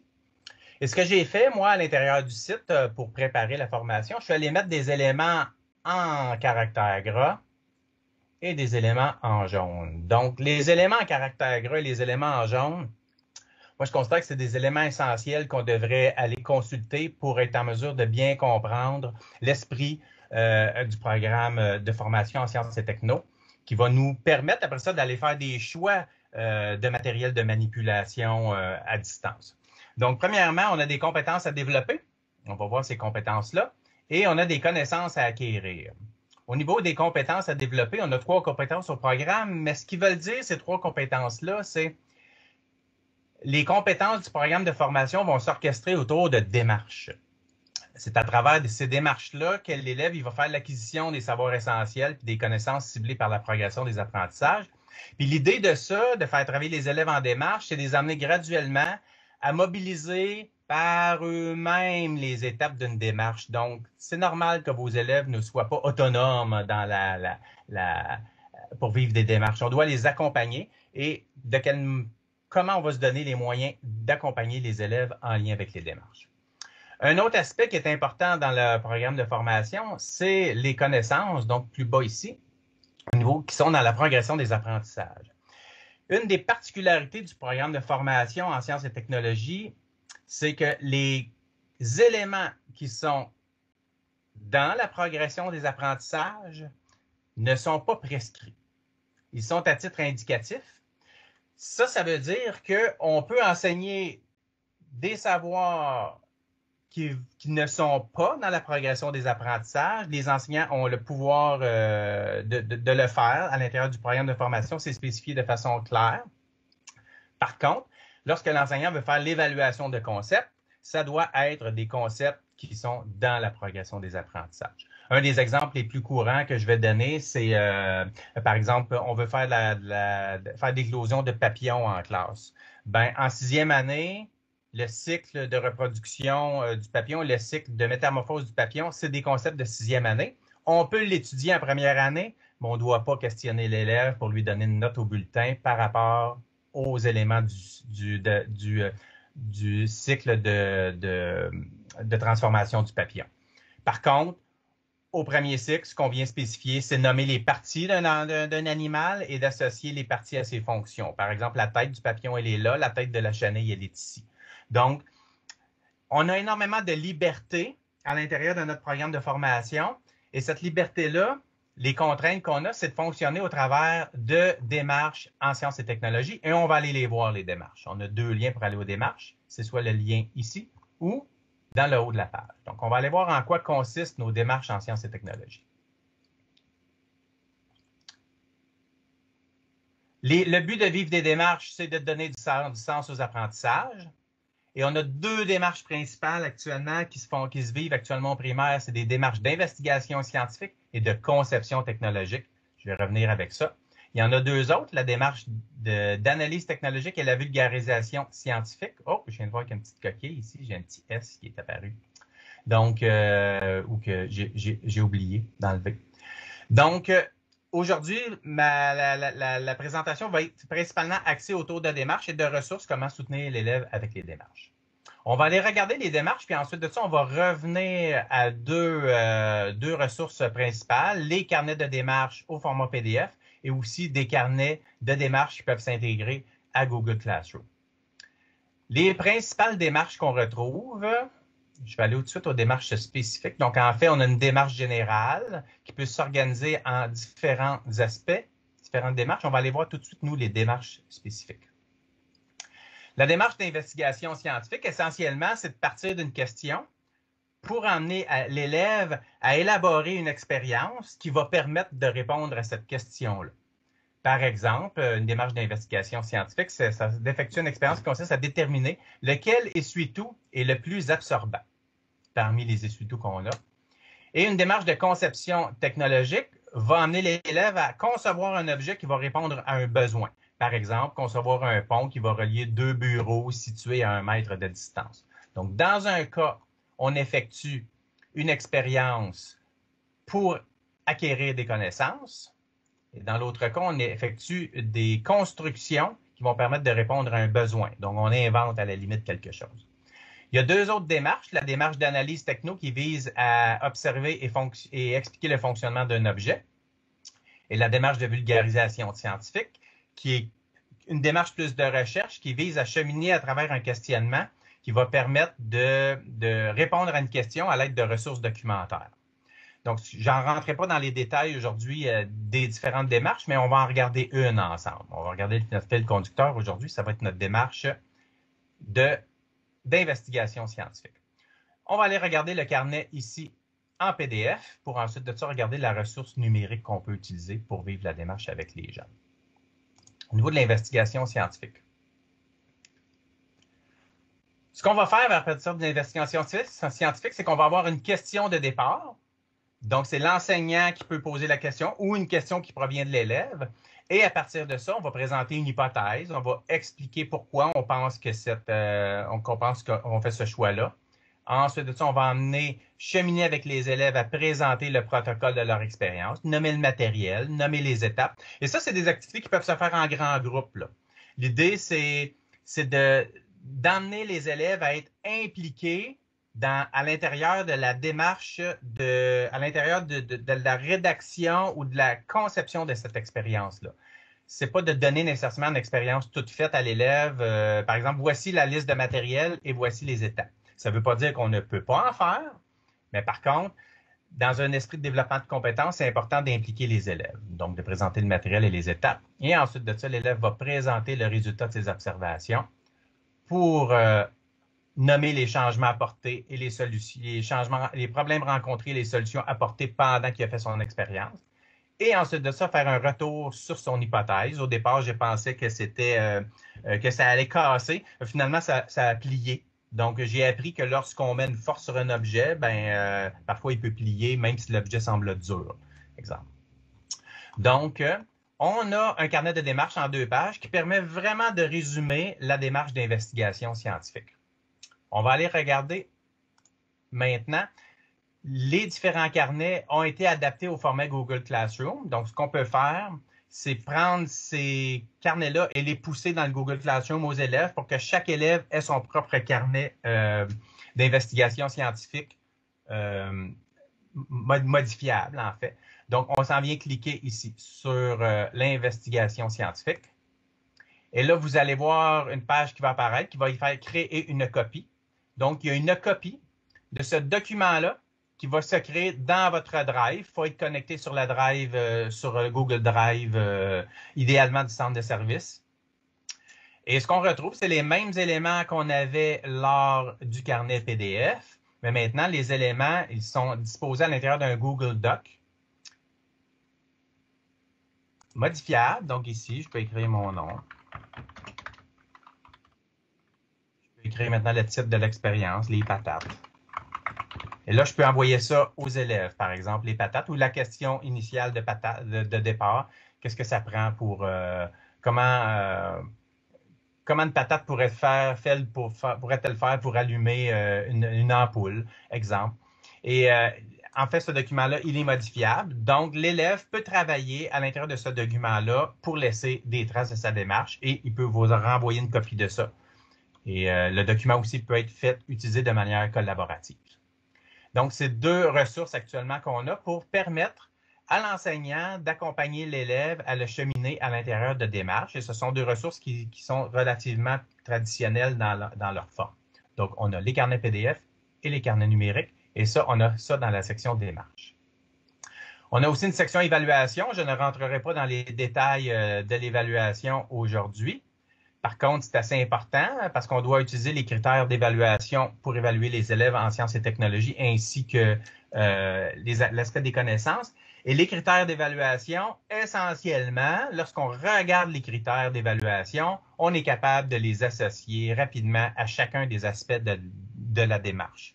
Donc, si on vit une démarche avec les élèves, on est nécessairement en lien avec nos 4 critères d'évaluation liés au développement des compétences et il reste le dernier critère d'évaluation qui est lié aux connaissances. Donc, c'est important, les démarches. C'est le cœur, je dirais, du programme de formation en sciences et technologies.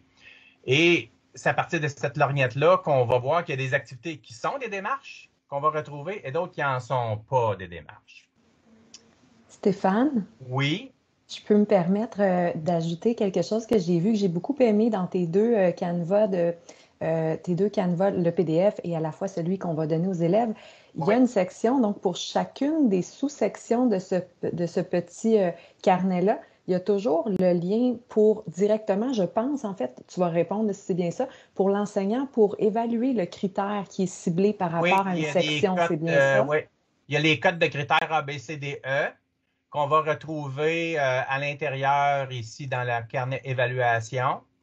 Dans la section grille descriptive sciences et technologies primaires, vous avez des observables de niveau A, de niveau B, de niveau C, de niveau D pour chacun des critères d'évaluation.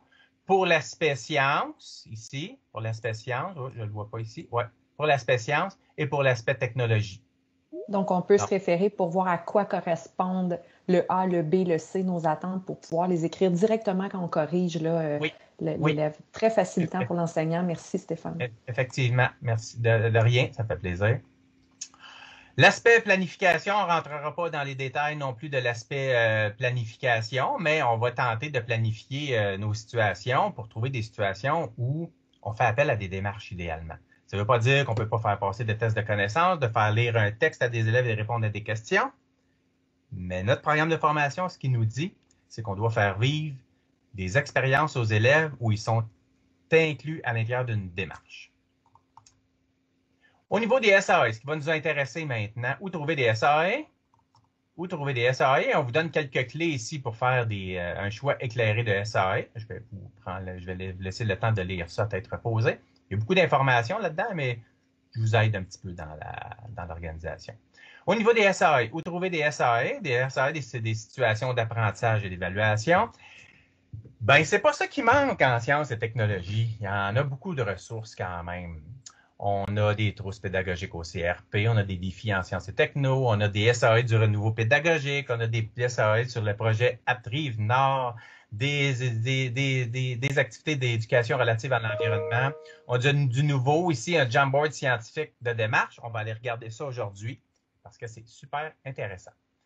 On a aussi différentes ressources ici. Donc ici, c'est des ressources essentiellement exclusives au personnel de la CSDL. On va vous demander de votre mot de passe du centre de service et votre code. Souvent, ça va être vos comptes Google ou les comptes SharePoint Microsoft pour pouvoir utiliser ces ressources-là.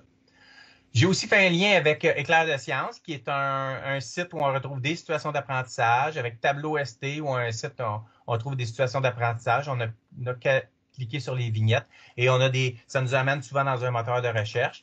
Mais c'est pas ça qui va nous intéresser aujourd'hui parce que c'est de nature, ça va principalement se vivre en classe, ces types d'activités-là. On a le planificateur de sciences, que moi je trouve intéressant, le planificateur de sciences, parce que je vais vous le présenter. Pourquoi? Parce que lui, le planificateur de sciences, on peut naviguer à l'intérieur de nos différentes situations. Par exemple, on recherche une situation pour l'univers matériel, de niveau, je vais réduire un petit peu. Ouais. Une situation d'investigation scientifique de 3e année. Et là, la plateforme nous propose des choix. C'est des activités qui ont été faites par des étudiants, des enseignantes ou des enseignants. On va venir choisir, par exemple, l'activité flotte ou coule. Et on peut utiliser directement, l'outil nous génère automatiquement un cahier de l'élève ou un cahier de l'enseignant. Et lorsqu'on est connecté sur le site, on te demande seulement un mot de passe et code d'utilisateur. On peut utiliser et se connecter. On peut créer nos propres situations.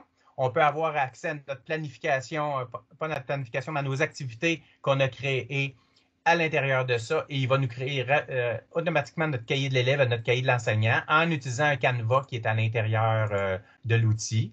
Donc, on s'en vient, c'est entièrement modifiable, tout ça. Et on peut aussi décider, si notre situation, on décide de la partager à l'ensemble de la communauté ou la garder juste pour nous. Donc, super intéressant outil de planificateur de sciences. J'invite à aller l'explorer. Moi, je m'inspire beaucoup des activités qu'il y a là-dedans pour souvent en créer d'autres ou aller rechercher des activités. On a Classe de sciences aussi, qui est par un Serge Gagné, qui est un prof quand même qui a écrit des ouvrages en sciences et technologies. Donc, je vous invite à aller regarder les ressources qu'il y a à l'intérieur de ça. C'est pas ça qui manque. Puis, d'un fois, vous pouvez dire, vous allez peut-être même vous perdre tellement il y en a. On a aussi des recueils de SAE. Et ici, en bas, on a des expériences en sciences et technologies. Et la mise en garde que je fais en lien avec ça, souvent, c'est des expériences clés en main toutes faites. Par contre, ce qu'il faut faire avec ces expériences-là, ce ne sont pas des activités pédagogiques. Je vous donne ici la piste pour vivre pleinement une activité pédagogique en lien avec ces expériences-là. Et je vous accompagne pour faire en sorte que cette expérience-là puisse être transformée en activité pédagogique. Comment dégager une question, par exemple, à partir d'expériences qu'il n'y a pas tout le temps. Comment amener les élèves à énumérer le matériel ou à faire part de leur hypothèse ou à organiser les étapes de leur expérience. Et l'idée de ça, c'est pas nécessairement d'arriver à une expérience pour chaque élève, mais ça peut être une activité qui peut être menée par l'ensemble de la classe. On va également regarder ce qui va nous intéresser, les multimédias. Et là, multimédia, j'ai fait un petit site externe là, parce que c'était plus simple pour le gérer pour l'instant. Donc, on va accéder aux ressources. On va en regarder quelques-unes, des ressources multimédia qui peuvent être utiles en enseignement à distance. Donc, ressources multimédia nous emmène sur la page ici, ressources multimédia, et il y a du blanc. Qu'est-ce qu'on fait? Ah, accueil, vidéos scientifiques en haut aussi. Donc, on a des vidéos scientifiques et des animations interactives. Je vais aller vous présenter ces deux ressources-là. Au niveau des vidéos scientifiques, j'ai répertorié quelques sites qui permettent d'accéder en fait à plusieurs vidéos scientifiques. On a C'est pas sorcier. C'est un site français qui on va aller regarder le menu rapidement du site français, qui permet d'avoir ces genres documentaires avec des maquettes. Ils utilisent beaucoup les maquettes à l'intérieur de leurs documentaires pour permettre de vraiment cerner un concept scientifique. Par exemple, comment fonctionne un hydravion, ici, c'est quoi la matière, comment sont faites les fleurs et à quoi servent les fleurs. Donc, il y a différentes disciplines en lien avec les sports, la société, mais il y a beaucoup d'éléments de nature scientifique aussi à l'intérieur de cette offre-là. C'est super intéressant. Ça peut vous aider à accompagner un cours avec vos élèves. Donc, je vous invite à aller jeter un coup d'œil à C'est pas sorcier. Il y a des belles ressources, puis c'est des très bons vulgarisateurs scientifiques. C'est vraiment intéressant. Une autre ressource aussi qu'on retrouve, c'est Lumni. Lumni, c'est un site français. C'est un site qui amène à des vidéos. Certaines vidéos, toutefois, ne sont pas disponibles parce que je pense que c'est une chaîne de télé qui a mis ça en place. Donc, on peut naviguer à l'intérieur de Lumni par l'onglet de recherche. Par exemple, je recherche quelque chose sur les machines simples. Je vais aller rechercher. Je vais voir ce que ça donne sur les machines simples.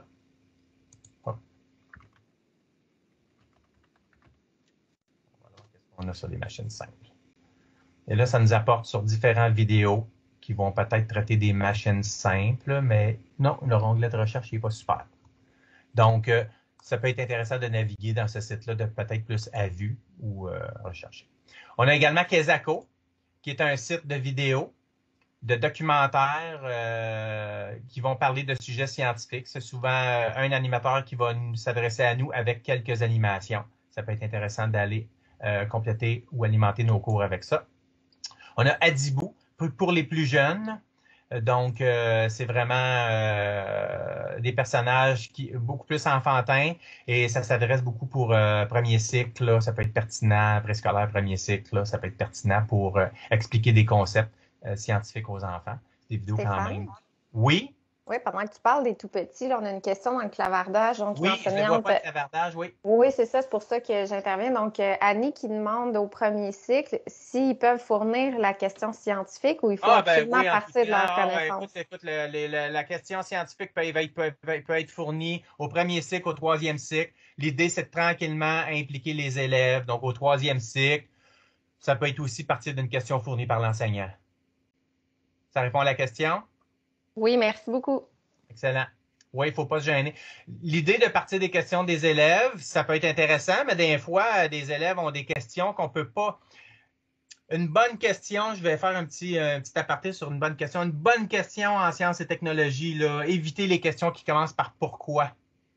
Parce que c'est des questions qui vont nous emmener à déployer des connaissances théoriques et faire des recherches de nature documentaire. Si on veut faire une expérience qui est vivante en sciences et technologies, qu'on peut faire en classe, qu'on peut amener des manipulations à distance, on va chercher des questions qui vont commencer par lequel, comment, des questions qui vont commencer par quelles conditions va permettre que. Donc, éviter les pourquoi. Les élèves arrivent avec des pourquoi. Nous, en tant que pédagogue, il faut transformer ce pourquoi-là en comment, en lequel, en qui, en comment. Donc, ça demande des fois un petit travail c'est ça le travail d'un enseignant aussi, c'est de prendre les questions des élèves générales et d'en faire une question plus spécifique pour vivre une activité avec les élèves. On va continuer avec les vidéos. Il y a ScienceClick et les fondamentaux. Je vous dirais que c'est pour les plus vieux. Je dirais même ScienceClick, le premier cycle du 5e, 6e année, premier cycle du secondaire, les fondamentaux. Possiblement pour tout le monde aussi, mais on voit que c'est un niveau un petit peu plus élevé de niveau conceptuel. Mais vraiment intéressant, c'est des belles ressources à aller regarder. Et ils ont souvent un onglet de recherche en haut pour rechercher des vidéos. Et on peut aussi rechercher par mots-clés, aussi aller naviguer à l'intérieur du site. Et des fois, la recherche Google peut être très pratique quand on connaît bien notre mot-clé. Ben, en connaissant ces sites-là, si vous faites une recherche machine simple, animation, et vous dites, ah, c'est sur les fondamentaux, excellent, je vais aller voir. Donc, ça peut nous aider aussi à éviter d'aller dans des sites qui ne sont pas pertinents ou qui vont transmettre des fausses informations. Ça, c'était au niveau des vidéos scientifiques. On va aller voir maintenant au niveau des animations interactives. Donc, ce n'est pas les ressources qui manquent au niveau des vidéos. Au niveau des animations, on en a moins. La perte de flash nous a fait mal en éducation au niveau des sciences parce qu'on avait énormément de matériel qui était fait en flash. Et là, dernièrement, j'ai fait la mise à jour du site. Puis, ah non, on n'a plus cette ressource-là. Comme, je ne sais pas s'il y en a qui connaissent les simples machines. C'était un petit bonhomme qui tentait de monter des charges sur un plan incliné. Et c'était super bien fait. C'était impliquant au niveau de la démarche. On n'y a plus accès. C'était du flash. Donc, il a fallu se rabattre sur d'autres choses. Et moi, ça m'a permis de redécouvrir Edumédia, en fait. Et on va aller regarder aussi FET, dont on a parlé tout à l'heure. Donc, au niveau d'Edumédia, Nathalie et Martine, tout à l'heure, en ont fait un éventail de possibilités. Moi, ce que je vais faire, je ne vais pas rentrer dans les détails, mais il est important de savoir que pour utiliser les ressources d'Edumédia, on peut communiquer l'URL aux élèves, mais par contre, il faut qu'ils soient connectés et avoir cliqué sur la pastille Edumédia dans le bureau virtuel. C'est la contrainte un petit peu pour utiliser Edumédia avec les élèves. Edumédia, de la manière qu'il est fait, on peut venir naviguer par niveau, primaire, secondaire. On peut faire une recherche simple. Par exemple, moi, je veux de quoi sur une machine simple. On vient ici, faire la machine simple. Et là, ça va m'emmener un éventail de sites, ici, qui va faire appel aux machines simples. Et ce qui est fascinant, c'est que si on écrit machine simple au singulier ou au pluriel, ben, on ne sort pas les mêmes choses. Parce que tout à l'heure, j'ai fait ma recherche sur machine simple et j'en avais plus. Ah, c'est ça, on nous en emmène plus quand on écrit machine simple au singulier. Donc, on va aller voir le plan incliné tout à l'heure. Ce qui est intéressant aussi d'Edumédia, c'est la navigation par programme de formation. On peut naviguer par matière, sciences et mathématiques, mais par programme de formation du Canada, au niveau du Québec, primaire, secondaire, je vais choisir primaire. Et là, vous allez premier cycle, deuxième cycle, troisième cycle. Je vais choisir deuxième cycle. Et là, vous allez, en sciences et technologies, et là, vous allez probablement reconnaître, c'est ça, les éléments du programme de formation, nos 3 univers. Je cherche une activité en lien avec la Terre et l'espace. Ah, on recommence à reconnaître les éléments de notre organisation, de notre progression des apprentissages. Est-ce que je suis plus dans matière, énergie? C'est un petit peu lourd à naviguer, je trouve. Donc, la recherche par mots-clés est pertinente. Donc, je veux de quoi sur force et mouvement. Ah, et là, on a un élément de la progression des apprentissages, associer le cycle du jour et de la nuit à la rotation de la Terre. Et on a une animation ou quelques animations qui sont associées, en fait, à cet élément de la progression des apprentissages. Donc, ça peut nous aider. Avec notre élément de la progression des apprentissages, quelle vidéo d'Edumédia on pourra aller regarder avec les élèves et on va aller faire un choix à l'intérieur de ça. Sur Edumédia, j'en ai une ici, par exemple, on va aller regarder une avec le plan incliné. Donc, l'Edumédia nous présente une plateforme, mais c'est des manipulations qu'on a à faire. Mais l'idée, comment on va vivre ça avec les élèves? Edumédia ne nous propose pas de questions. Quelles questions on va poser aux élèves pour les impliquer à l'intérieur de la démarche? Par exemple, ici, j'ai on va l'appeler Charles. Charles veut monter les choses dans son camion. Donc, Charles, ce qu'il va faire dans un premier temps, c'est qu'il va tenter de monter les choses dans son camion et OIS, ça ne fonctionne pas. Que va faire Charles pour monter les choses dans son camion? Il va donner des choix à l'élève. Est-ce qu'il va faire appel à un ami, appeler Pierre? Ou est-ce qu'il va utiliser un outil qui s'appellerait peut-être un plan incliné? Ah! Charles et le plan incliné fonctionnent, on le voit directement. Donc, on est capable d'emmener l'élève à questionner, de les emmener à faire des choix. Moi, il y a certains élèves qui vont dire, moi, j'appellerais Pierre. D'autres élèves vont dire, ah, moi, je vais faire un plan incliné. Et ensuite de ça, on va aller valider l'hypothèse des différents élèves, donc des faire cheminer dans une démarche. Et on peut leur demander d'expliquer pourquoi on ferait appel à un ami. C'est quoi l'avantage de Pierre par rapport à Charles. Donc, on va dire Pierre, il est plus grand. Donc, là, il joue tout seul les animations. C'est pas ça que je veux. Donc, ça nous permet d'étudier le concept de plan incliné. Donc, Charles ici, s'il utilise un plan incliné qui mesure 2 mètres, est-ce qu'il va être en mesure de lever la charge? Il ne sera pas en mesure de lever la charge. Qu'est-ce que ça va prendre à Pierre pour être en mesure de lever la charge? La charge, il appelle son ami n'est pas disponible. Donc, est-ce qu'il va essayer avec un plan de 3 mètres? Et il n'est pas capable non plus. Un plan de 4 mètres. Et il n'est pas capable non plus. Et un plan de 5 mètres. Et là, il va être en mesure de lever la charge. Donc, on est capable de travailler les variables avec les élèves. Et ça, c'est des concepts de niveau primaire. Donc, c'est un exemple d'utilisation d'Edumédia. Donc, je vous encourage, quand vous utilisez Edumédia, à vous insérer à l'intérieur d'une démarche où on questionne l'élève et on pourrait lui demander qu'est-ce qu'il faut faire pour lever la charge. On va prendre la charge et on va la pousser, donc les emmener tranquillement à déplier les aspects de la démarche. On va retourner. Stéphane? Oui. Je m'excuse avant que tu retournes, je suis allée trop vite.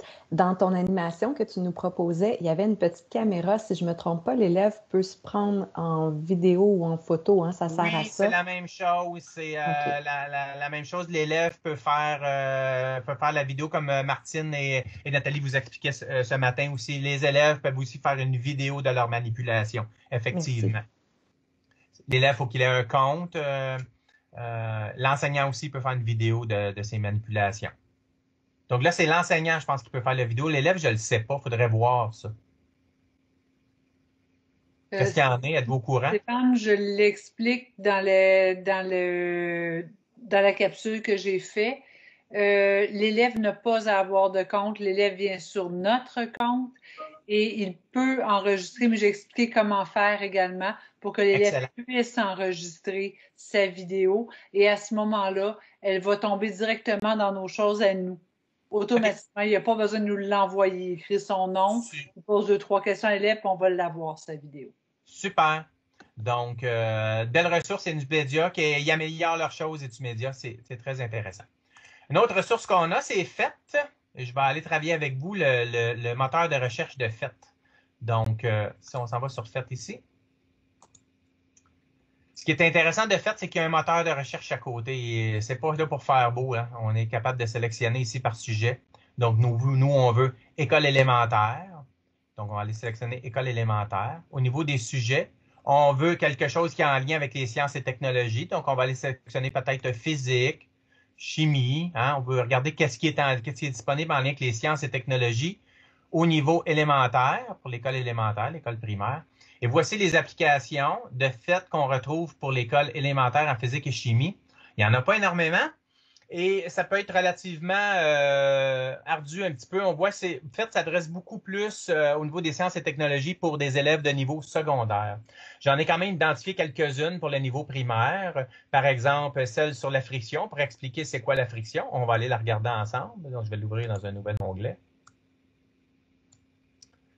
Et donc, on ouvre notre petite capsule. Et ce qui est intéressant, en fait, aussi, il y a pour les enseignants, il y a des séquences pédagogiques qui sont écrites pour vous. Donc, en toutes les langues. On va aller regarder FET. Et on va voir rapidement que lorsqu'on a deux substances, une substance en haut et une substance en bas, lorsqu'on va les déplacer, ces substances-là, il n'y a rien qui se passe. Il y a un thermomètre ici, c'est pas pour rien. Et lorsqu'on approche les deux substances, la température elle va augmenter. Donc, on peut voir de façon visuelle des concepts de friction avec les élèves. Un autre qui peut être intéressant au niveau primaire, c'est, j'avais fait le choix tout à l'heure de, où il est rendu, je l'ai perdu. Je vais aller le retrouver. Ah, les formes d'énergie. Ici, on va aller regarder les formes d'énergie.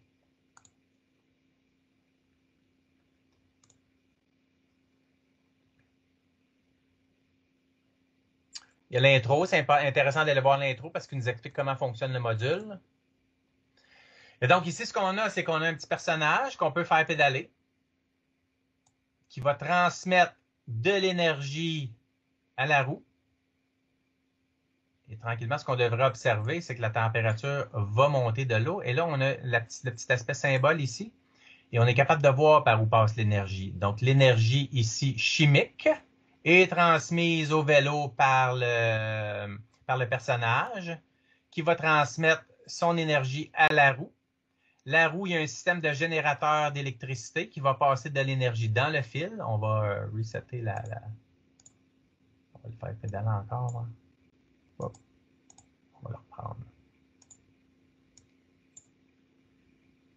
Donc, on va faire pédaler le personnage qui va nous permettre de transférer de l'énergie à la roue, au générateur qui va permettre de faire monter la température de l'eau. Donc, on est capable de voir à l'intérieur d'une simple animation les différentes formes d'énergie. Et ce qu'on pourrait poser aux élèves, si maintenant j'utilise de l'énergie solaire, est-ce que je suis en mesure de faire chauffer l'eau? Et qu'est-ce que ça prendrait pour faire chauffer l'eau avec de l'énergie solaire? Bien, on a différents choix ici. Donc, en fait, on a deux modules d'énergie. Ça va nous prendre un panneau d'énergie solaire qui va permettre de transformer l'énergie en énergie pour faire, en électricité pour faire augmenter la température de l'eau. Donc, on a un beau tutoriel ici, une belle animation qui nous permet vraiment de comprendre comment passe l'énergie d'une forme à l'autre. 15 minutes, mon Stéphane. Oh, on va avoir le temps en masse. Donc, c'était ça pour les animations au point de vue qu'on retrouve sur le site concernant les SAE et le matériel. Je vais maintenant vous amener, il y a aussi matériel en sciences et technologies. Donc, l'important, c'est qu'on a un éventail de base ici, une trousse de base de matériel en sciences et techno. Et des fois, ça peut être intéressant de se questionner lorsqu'on monte des activités avec les élèves, de quelle manière ces différents éléments de matériel-là peuvent être utilisés, mobilisés dans les démarches. Donc, c'est un petit peu ça vers quoi je vais vous amener aujourd'hui. Je vais vous amener dans la section SAE.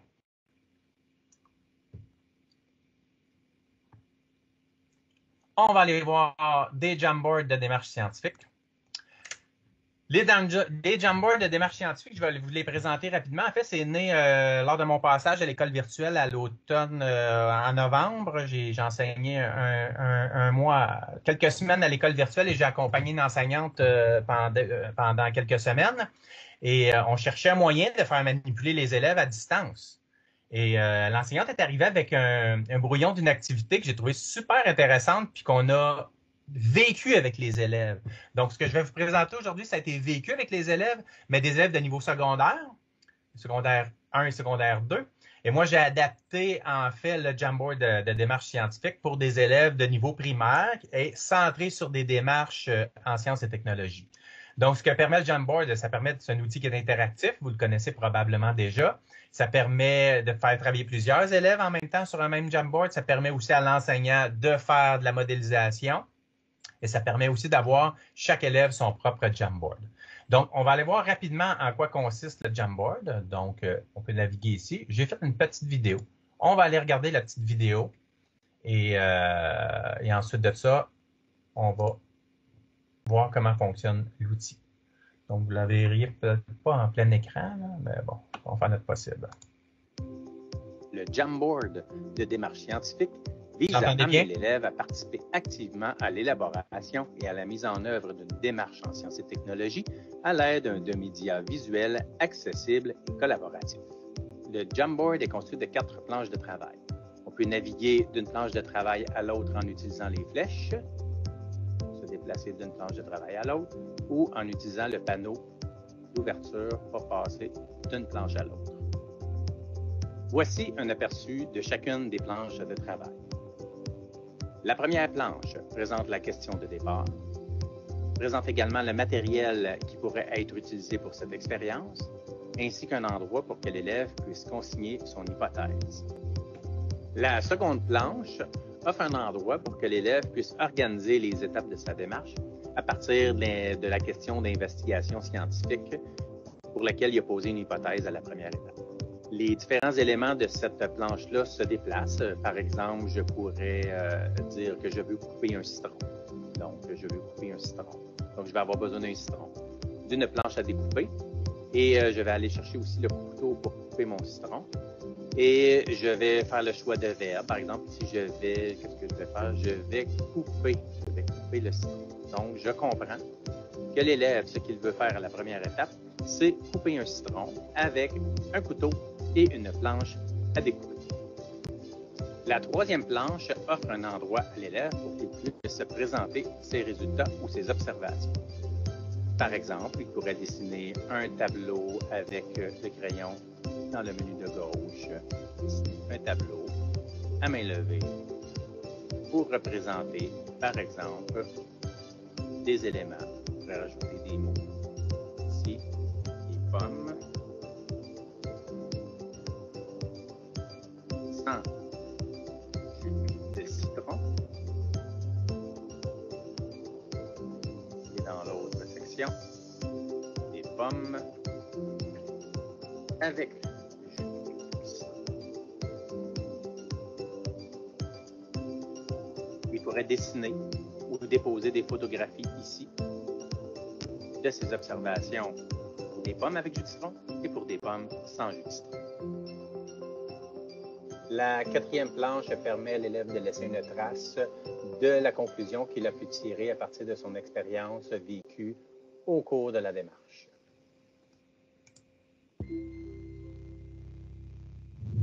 Donc, je vais quand même sortir de là, moi. Oh, ici, excellent.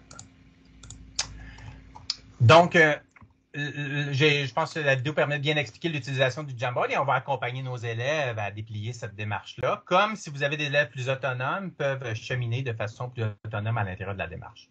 Les différents modes d'utilisation, j'en fais référence ici. Donc, ça peut être un modelage. L'enseignant prend le plein contrôle du Jamboard, il va modeler la démarche tout en impliquant les élèves dans son élaboration. L'idée en sciences et technologies, lorsqu'on on arrive avec... Est-ce que je suis encore en partage d'écran? Oui.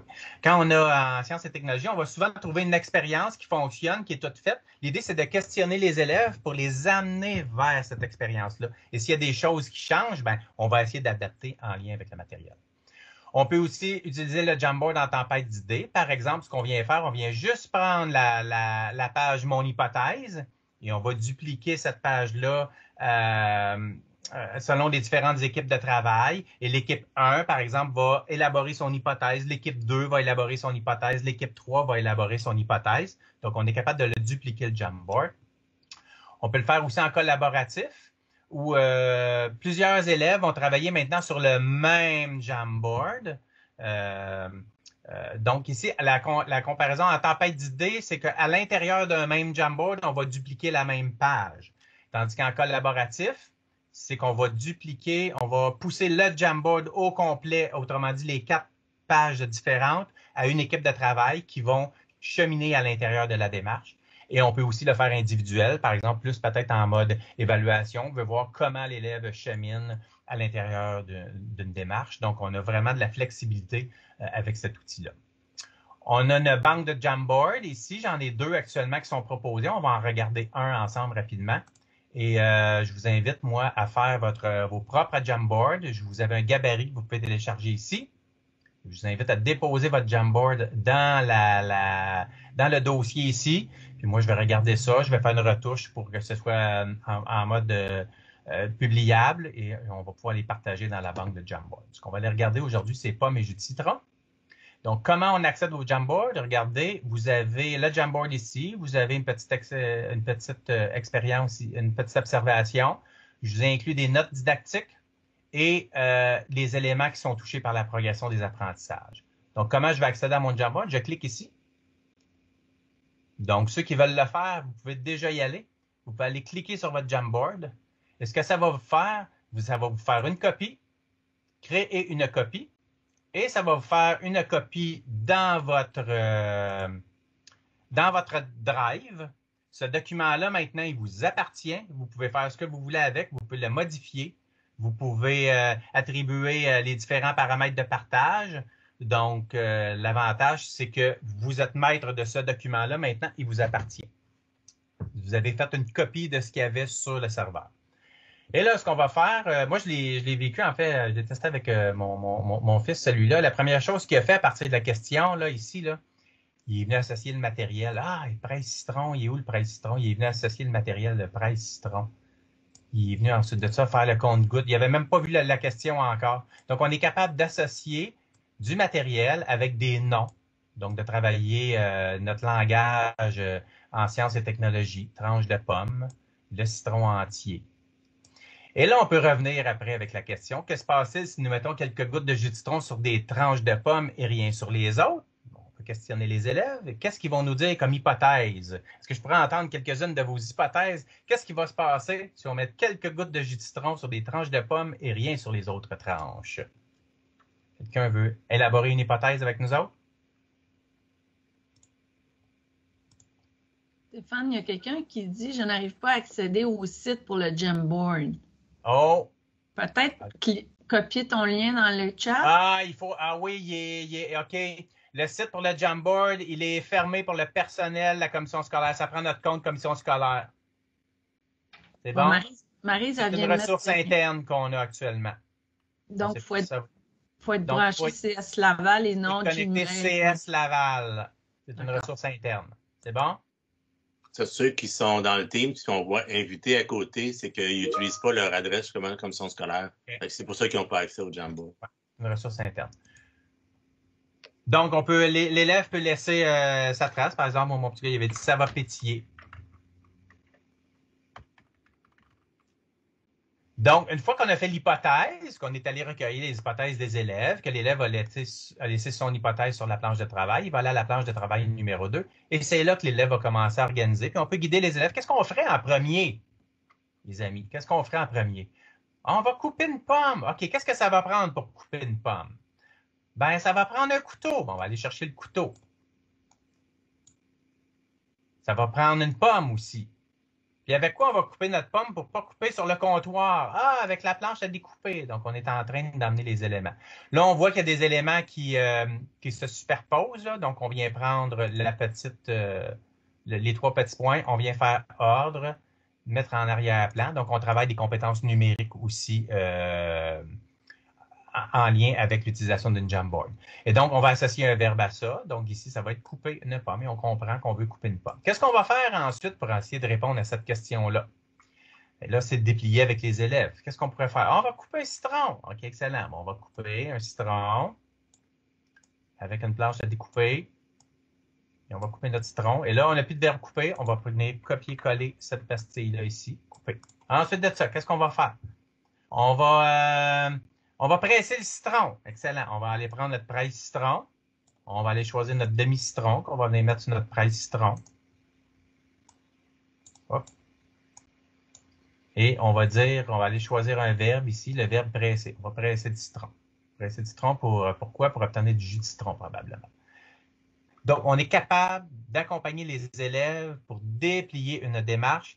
Et moi, je vous le dis, là, chaque équipe de travail va avoir une démarche différente. Si la question pour les élèves, elle est claire, s'ils comprennent bien qu'il faut qu'ils fassent une stratégie de comparaison ici, et ça, vous allez le voir. Vous allez voir des élèves qui ne vont juste, ils vont juste couper du citron, couper les pommes, couper le citron, puis mettre du citron sur les pommes, puis c'est tout. Ils ne compareront pas avec la pomme sans citron. Donc, c'est là qu'on va déployer un questionnement. Comment on va faire pour voir l'effet du citron sur la pomme versus l'effet de pas de citron sur la pomme? Ah, on va prendre des pommes et on va les mettre dans un bol. Donc, on est capable de les amener à déplier avec eux la situation. Et il y a des élèves qui vont commencer par couper des pommes, d'autres qui vont commencer par couper des citrons, d'autres qui vont commencer par couper les pommes et les mettre dans un bol. Donc, vous allez voir plein de belles choses apparaître. L'idée, c'est d'organiser en une seule page ou en 2 pages. Si jamais on a besoin de plus d'espace, on s'en vient dans notre panneau ici. On vient faire dupliquer la page et on a une deuxième page qui nous apparaît. Donc, on est capable de continuer la démarche sur 1 ou 2 pages. Pour les résultats, selon comment vous voulez aborder, les résultats, vous pouvez faire le tableau aux élèves ou déjà vous leur présenter un tableau peut-être tout fait ou les amener tranquillement à construire leur tableau et ensuite de ça, de faire un retour sur l'hypothèse. Donc, ils ont de l'endroit pour écrire et cheminer à l'intérieur d'une démarche en sciences et technologies.